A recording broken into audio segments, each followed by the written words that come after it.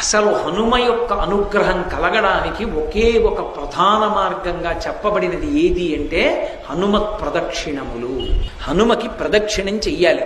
ప్రదక్షిణము అంటే ఒక్క మాట తిరగాలి. కానీ అది 3 మార్లు తిరగచ్చు, 5 మార్లు తిరగచ్చు, 7 మాటలు తిరగచ్చు, 9 మాటలు తిరగచ్చు, 16 మాటలు, 21 మాటలు, 108 మాటలు. పసుపు కొమ్ములు కాని, బియ్యపు గింజలు కాని, వక్కలు కాని, వీటితోటి ప్రదక్షిణం చేసేటప్పుడు నిండు గర్భిణి ఎలా నడుస్తుందో అలా నడవాలి. ప్రదక్షిణం చేస్తున్నంతసేపు కూడా ఒక శ్లోకమే చెప్పాలి. రామనామ భజన చేస్తూ కూడా ప్రదక్షిణం చెయ్యకూడదు.